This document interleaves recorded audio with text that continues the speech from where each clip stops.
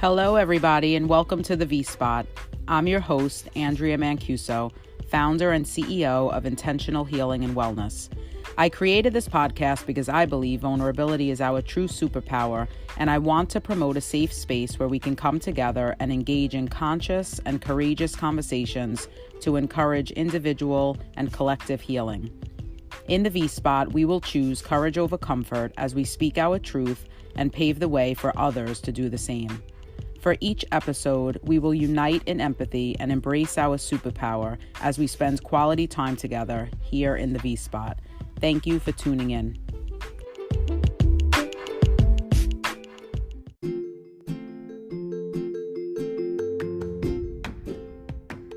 Hello, everyone. I'm extremely excited for today's special guest. Jen Yang is the founder of Jen Yang Metamorphosis. She's a personal transformational mentor, a psychic intuitive, and an energy healer. Jen is a certified professional coach and the founder of the Authenticity Project. Jen, thank you for joining me in the V-Spot. Oh, thank you so much, Andrea. It's such an honor to be here. And as you know, authenticity and vulnerability, it's just, they are in good hands, right? And we're absolutely here to explore what's coming through without the need to control it. Yeah. Absolutely. I love that. Well, Jen, you and I met a couple of months ago and we instantly clicked. Both fiery and passionate about the work that we do. We always have a lot to talk about. So let's jump right in. Yeah, let's jump in. So born into and raised by a reserved family in Taiwan, what was it like growing up as a highly sensitive kid in your community? Whew. Thank you for just hitting right into the topic. I love it. We have no time to waste. Jump right in. Yeah. So now I can kind of have this flashback when I was 5 years old. I saw a spirit animal, a jaguar, in the house. I was playing piano as what my mom was asking me to, practicing piano, but all of a sudden in a hallway, I saw this big black cat, which I didn't know it's called jaguar at the time. And I froze right there and we stared at each other into the eyes. And I thought, oh my gosh, I'm going to be eaten by this wild animal in the house. And it disappeared in a couple seconds. My mom came out of the bathroom and I told her what I saw. A 5-year-old Jen was being scolded really bad. So my mom was saying, "You're out of your mind, Jen. There's no jungle animal, in the city." And then so I guess from that point on, even though it was a small incident, but for a 5-year-old, the imagination is her world. I felt the need to shut down. I felt the need to, to just kind of hide, because my dear mom, which somebody that I really looked up to and close with, couldn't accept the fact that I saw something that, she wasn't able to believe in me.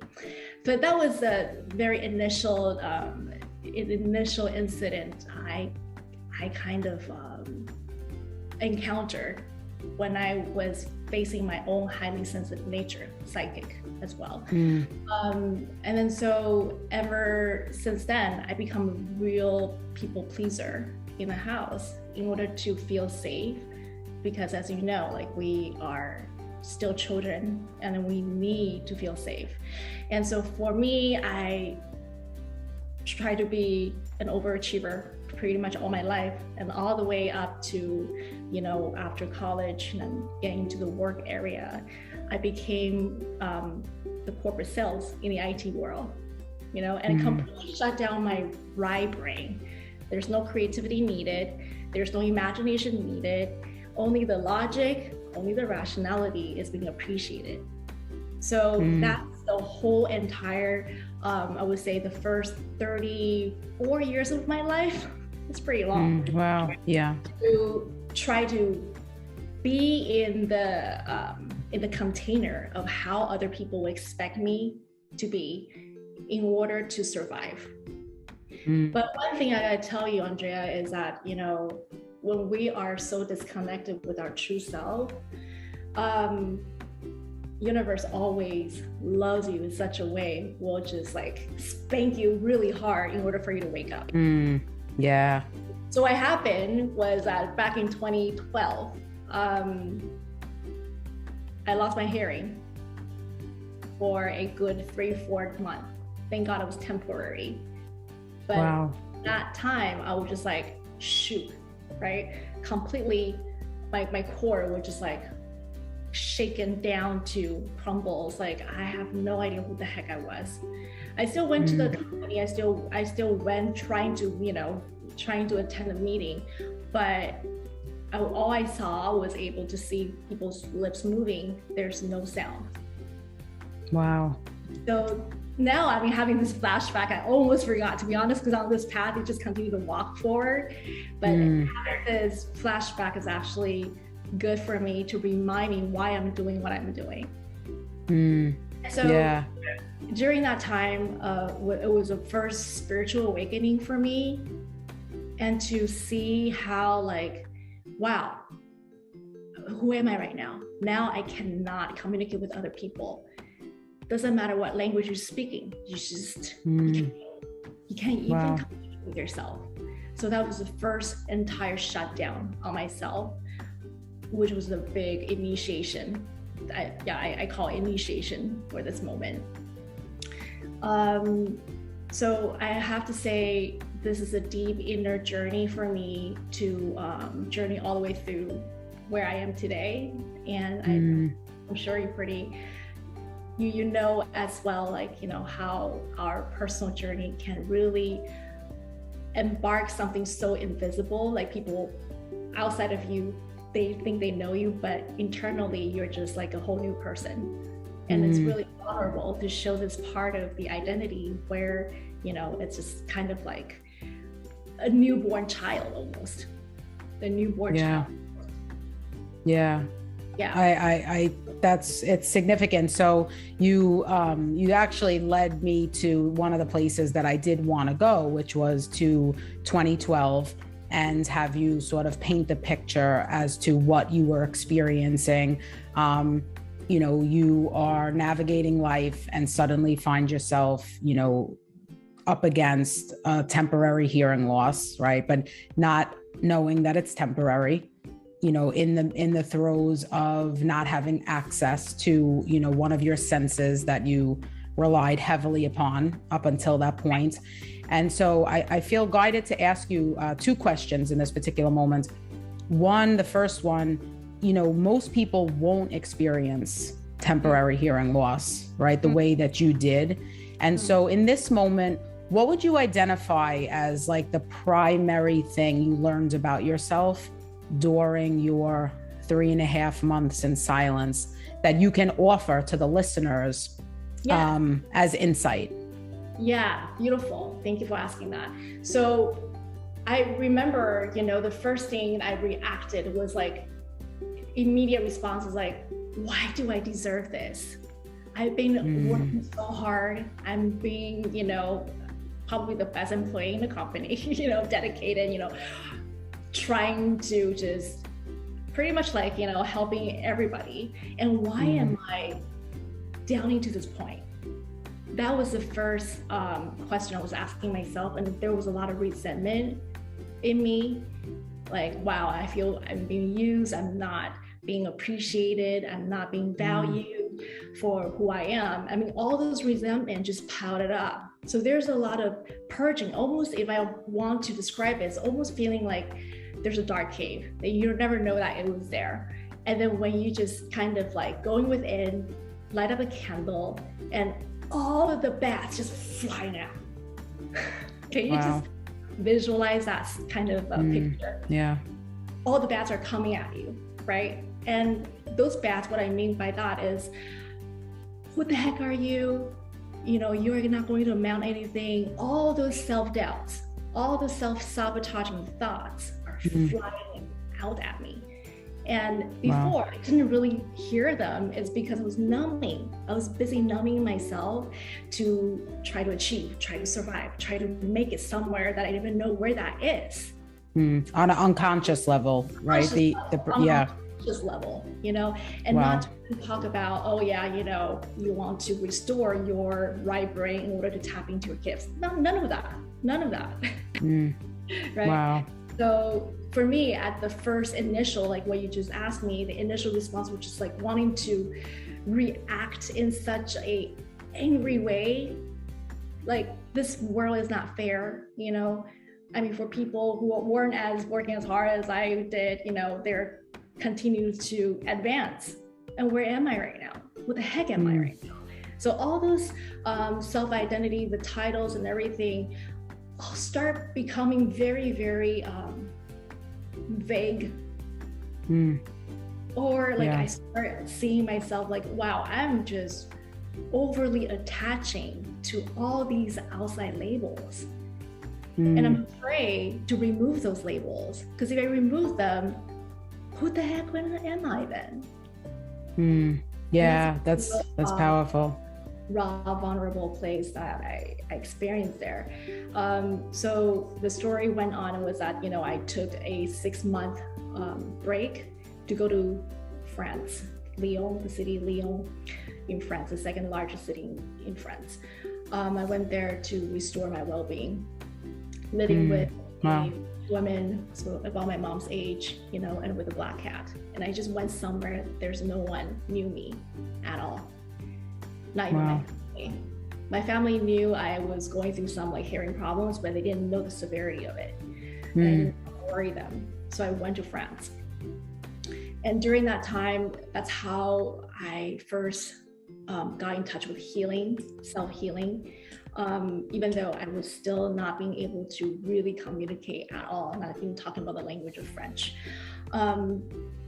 There's one night I can remember is that I got so frustrated that I had to climb somewhere to the little mountain, climb the mountain in the middle of the night.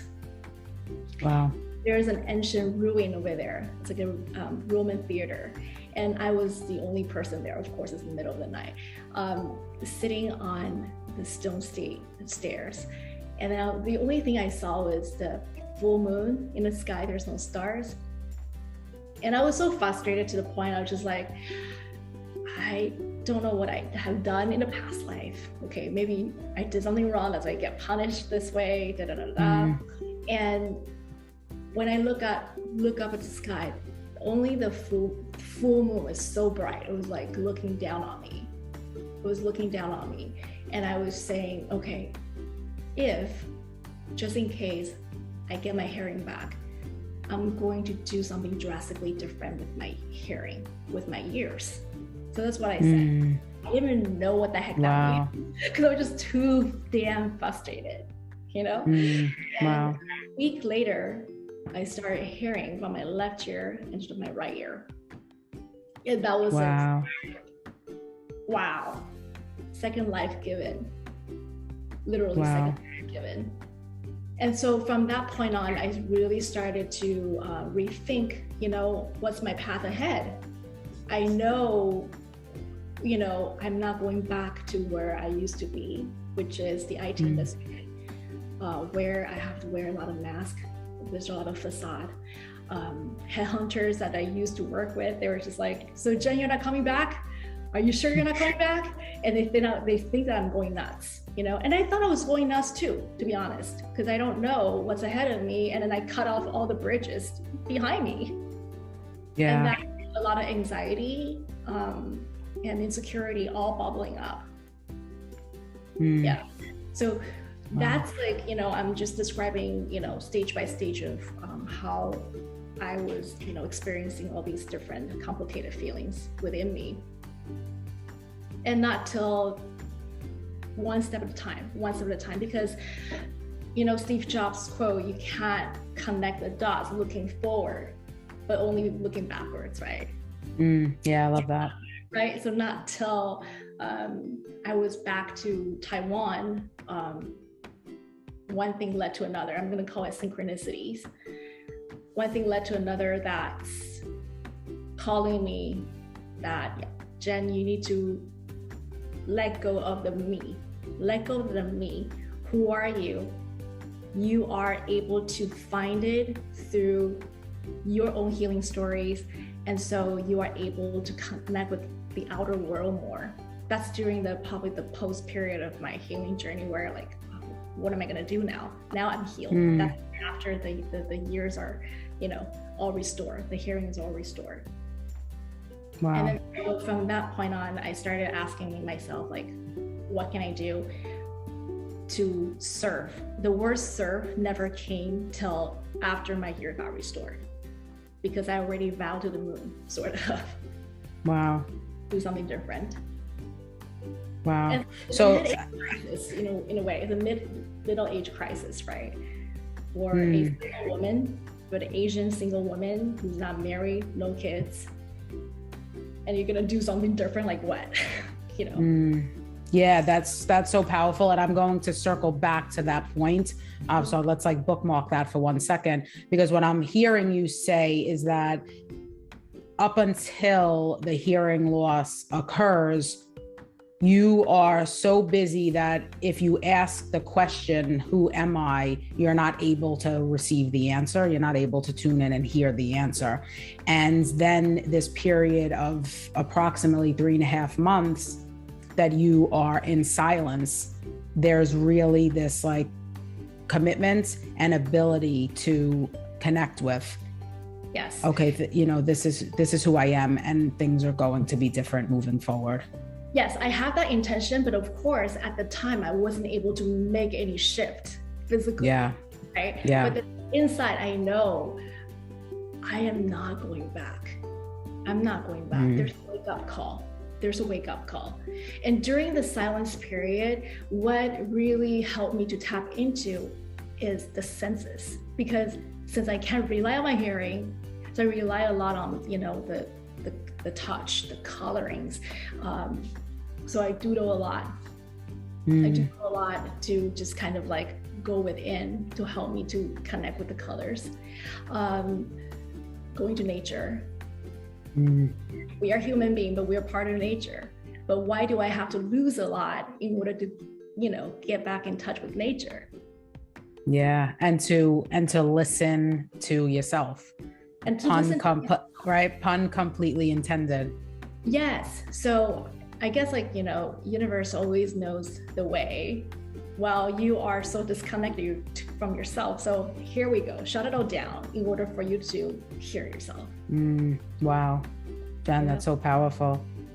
I guess at the time of the silence, reading people's lips is already too frustrating for me. But when I started to lean into the energy of it, the energetic of it, I can feel people's energy. And I think that's a blessing now looking back. Even though a part of your physical function is malfunction, right? Your ear is not working, but you rely so much on the instinctive, your intuitive part of sensory system. And so I start relying more on how I feel, how I connect with others through their energies. Sometimes it's so hard for me to describe how that feels like, but eventually we are all made up of energies. So even if we speak different languages, our energies still can be perceived perfectly. You can feel the person's, how do I even say it? The person's warmth, for example, and start trusting the energy of how that person exude that energy. And for someone who's more of a close energy, then I don't actually lean in. Yeah. So that's like an initial initiation for me to start rekindle with what it feels like when I rely on getting into the energetics. And that's completely different from the IT world, of course, Yeah, totally. It's hard for me to even talk about it. Yeah. Major shift, totally. Well, it's so, I mean, thank you for sharing, your personal truth and story, testimony with us. It's so profound. And we've talked about your experience in the past, but I know that it was an exceptionally scary time for you, a real opportunity to persist through layer upon layers of fear. And so I just want to acknowledge your courage in this moment, celebrate you for growing through it, not only going through it, and I think that it's profound insight to offer to the listeners, this call to action to listen to yourself. It doesn't always take a temporary hearing loss to drive that point home. Yeah. In your case, it did. But for everyone listening, it's really an opportunity to start listening, start listening to yourself. What do you need? What is it in this moment that you feel called to do? Who are you if you're not going according to the societal pressure and the pressure of family and culture, which actually brings me to the next question that sort of circles back to what you spoke about, about changing course of action, doing something new as a woman who, in your culture and stuff. And so when I think about, and I spoke about this recently, like society, family, culture, they all play a part in the development of our sense of self. And so you started to touch on it. And I wanted to sort of bring us back to this topic and shine the light on shame for a moment, and shame is said to be like the primary reason people do not want to be vulnerable. And so would you say that society and culture have influenced your experience of shame? And if so, would you mind sharing about that? Oh, of course. I actually love this question. So shame is something that it runs deep in our vein almost for pretty much everybody. But for me personally, I have to say, during the time of not knowing what's ahead of me, and with my age, that was like mid 30s already, like probably 36 or so, like not knowing what's in front of me, yet I already decided not going backwards. And I'm a single woman with no marriage status. And those are definitely a lot of judgmental, a lot of connotation of something's wrong with you, you're flawed. Yeah. Something about you is flawed. And that's like damaged goods, right? Damaged goods, that you are not accepted by this mainstream. Let's just say in the mainstream. Definitely very vulnerable because at the time, while I was going through my own healing, family events, I mean, our family is the type of family we have a lot of events at home. So every family reunion actually triggers something deep in me, whenever people say, oh, so how are you? Even the words how are you would trigger me. Like, I don't even know how am I, I don't even know there's a word to describe the current status because it's going through deep stuff. So it actually took me years. Took me at least like 2-3 years to be able to overcome that.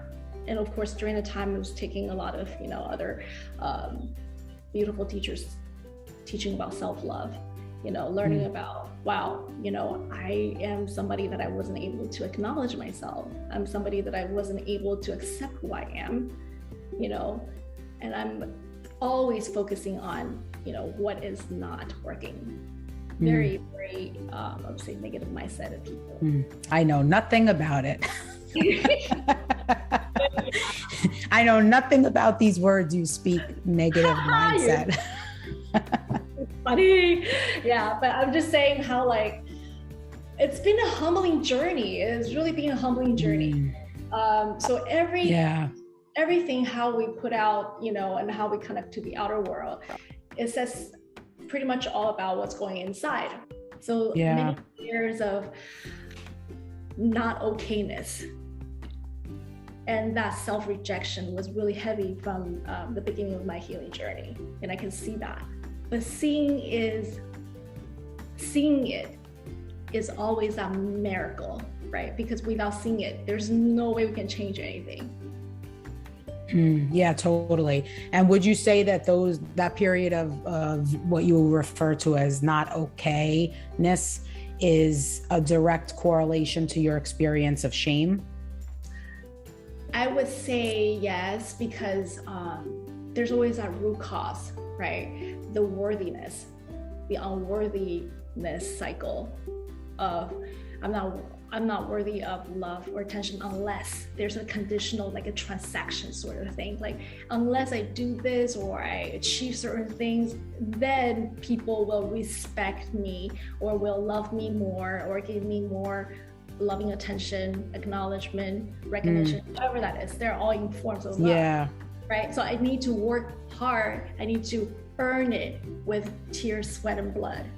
It was a big aha moment to see that unworthiness in me that caused all those toxic behaviors or the oversensitivity of treating, the outer world, the interaction with the outer world. And would you say that comes from, direct conditioning from society and culture that had you feel like you weren't measuring up to what should have been, could have been? Is that like your experience of self? That's for sure. And also I have to say if there's something even deeper is the ancestral lineage, the ancestral generational, even though we're living in different mainstream, it depends on different generations, but our parents, or great grands, they're all experiencing something similar. It's just that, they didn't know. It's hidden. It's in society is not allowed to be exposed, those vulnerability. So versus what we're talking about now, it's almost like mission impossible for them, right? At a time, have no outlet to talk about it. Yeah, absolutely. And one of the things you said before was, a woman without children or married in your culture, and there's this lack of acceptance, right? And I think that what is also missing in that, and I identify with that, by the way, so totally different come froms, background, family, right? Places in the world, time zones. And I experience, and I was just having a conversation with a friend recently about this, about not only the acceptance piece, but the lack of celebration. And so until I potentially share news of an engagement, you have to love the horns here in Brooklyn, until I share the news of potentially an engagement, a marriage, a pregnancy, there's not a there's less of a celebration in a sense, societal wise, and so we're not entirely celebrating women for who they are, their gifts, their talents, their soul, their essence. It's really connected to these specific milestones that have been put into place as markers, for success, and like along the course of the journey of, life accomplishment, so to say. So I totally identify with that. And I just wanted to really thank you for highlighting it, because I think that, as much work as we've done to really move the needle in terms of women, I think that there's a lot more to do in terms of the unraveling of the association of progress being connected to these milestones. Yeah. So I think because we just talked about earlier about trusting the process, right? Rather than, so outcome focused, but because mainstream the society, not because we blame the fact that they are pushing us to, just being outcome driven, but it is more celebratory in the sense that if you hit that goal, then you're safe. I think there's that underlying safety issue there. Like if you're not hitting that goal, then there's something wrong with you. You're not getting yourself together. There's a lot of layers of judgments in there. Right. Like you didn't slide into home base yet. I envision all of a sudden like a baseball game of like, you hit those milestones, you slide into home base, and it's like, you arrived. Right. You've arrived. And if you don't, yeah. Yes. Totally. So we're super triggered if we don't feel that, what we set out, what we're saying out there, we're not really achieving them, Yeah. And that burnout cycle, that's how it started. Yeah. Well, no, thank you. Thank you for shining the light on that and sharing, of yourself in that way. I think that whenever we are willing to speak our truth, as uncomfortable as it may be pertaining to certain parts of it, we really give permission, for other people to do the same. So I just want to say thank you for that.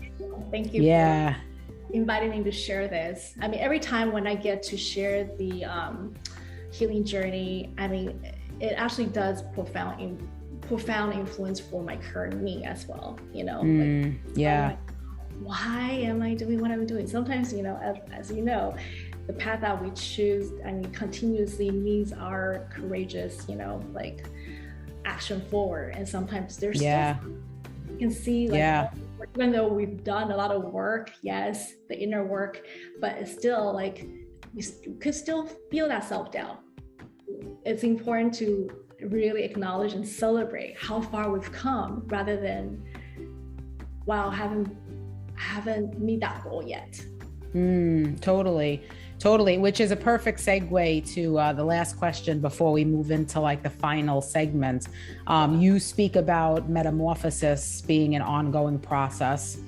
And so I'm curious in this moment to ask you, what's the focus of your current chapter of intentional healing and wellness? And what do you envision coming up next? Yeah, so metamorphosis for me, it's, how like there are times, people change their brand names over and over based on their stage, different life stages. For me, metamorphosis is like ongoing, like you said. Like yesterday I could be a butterfly, but today I'm back to the chrysalis stage. Another day I show as a caterpillar, and it's a place for me to really be more compassionate with myself, knowing that everything goes on as a spiral. Sometimes you feel like you're moving forward, but sometimes you're like going backwards into the original place. But it's never the original place. It's just something deeper. But the spiritual gifts, basically what I would love to provide and what I would love to offer to the world is from a very heart-based alignment. That means that alignment, what does it mean by alignment? Does that mean that we have to stay in the truth all the time? And sometimes we still kind of sway to, the old pattern of acting or the old thinking of ways, but always inviting ourselves to have more gentleness in the ebbs and flows, I guess, and allow myself to express more of my spiritual side of the gifts, which I've been hidden forever. And that part, I hope I'm able to bring people more back to their alignment in terms of the soul's growth. Yeah, that's exciting. So I'm excited for you to, go inward to deliver that to the world, and the soul alignment. We just spent some time talking about it, and it's beautiful and an absolute gift. And so I'm really, really excited to, bear witness to you sharing the gift, with the world in the new way that you will be, doing it. So I also heard you speaking of in your own intentional healing and wellness, this idea of flow, giving yourself permission to ride the wave versus, forcing the swim to look a certain way. Does that feel accurate in terms of your process? Definitely. So these two words mean a lot to me during my intentional healing journey, which is compassion and radiance. So compassion to me is like, well, the shirt you're wearing, the moon and the sun, right? So compassion is moon energy, especially as when I was going through that hearing loss, moon was there for me. Was probably the only energy I was able to tap into at the time. So being able to still see that silver lining in the darkness, give yourself a lot of softness. So in Chinese, the character compassion, it means be as soft as silk. So silk is really soft. The texture is very soft. Yeah. Right. So have that type of gentleness to be applied when you're going through tough times. I think it's a skill, because I had to learn it. I didn't learn it after I hit mid-30s. I never learned how to do it when I was young, I love that. In order for you to feel like you're fully safe and nourished, that you are okay to be you, grounded in this world, then we're able to shine light on something that's more, in a contributing way. And that's the sun. The sun is here to radiate. The sun is here not to judge herself like, oh, I'm too bright. How am I to be too bright? But the sun is the sun. The sun is here to bring the damn warmth to whoever that's here to be exposed to the sun. I love that. Compassion and radiance. So that's the current season and intention. Yes, so it's more like ebbs and flow. So ebbs for me is compassion. That's when I'm ebbing, going within, and I need more time alone and then be gentle with myself. And flow is I'm out of that, cocoon, and going outward and allowing myself to shine brightly without apology. Yeah, so that's the sun energy. I love it. I don't know if that's a question, but that's just a current feeling I would love to share. Yeah, no, you did, and you gave some extra, so thank you for your generosity. So okay, we're gonna move into the final piece, and we're going to do a speed round. I call it the forwarding 4. So I will ask you 4 questions, and you will answer quickly with the first thing that comes to your mind. Knowing there's no right or wrong answer, it's just because if you're an analyzer like me, you may be wanting to get it, but no, go where you feel guided to go with the first, thing that comes to your mind. Okay, so you ready? I'm gonna shut my inner critic down. Shut it down. There's no space for the inner critic here.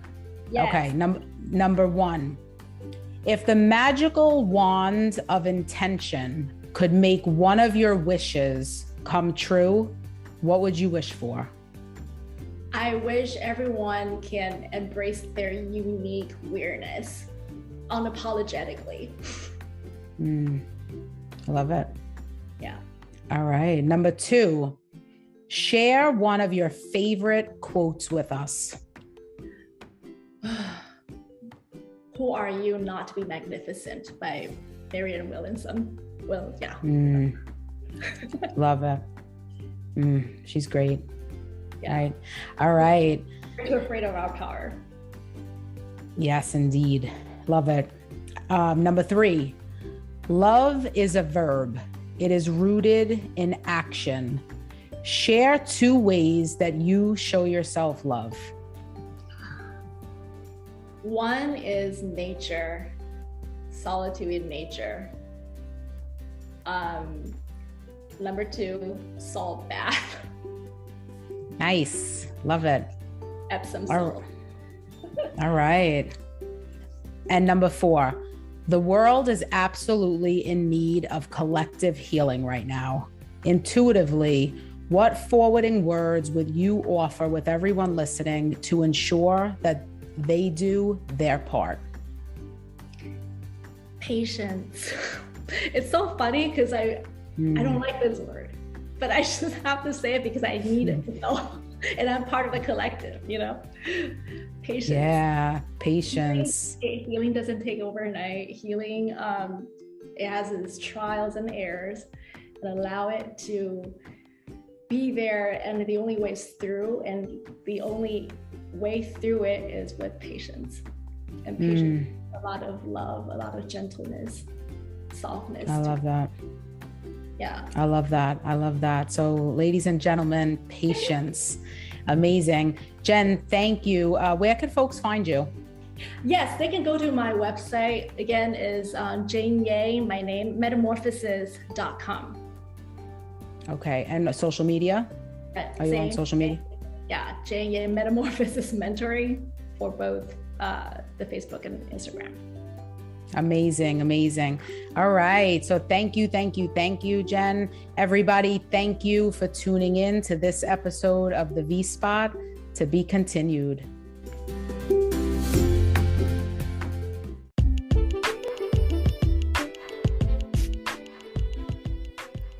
Thank you for spending quality time with me here in the V-Spot.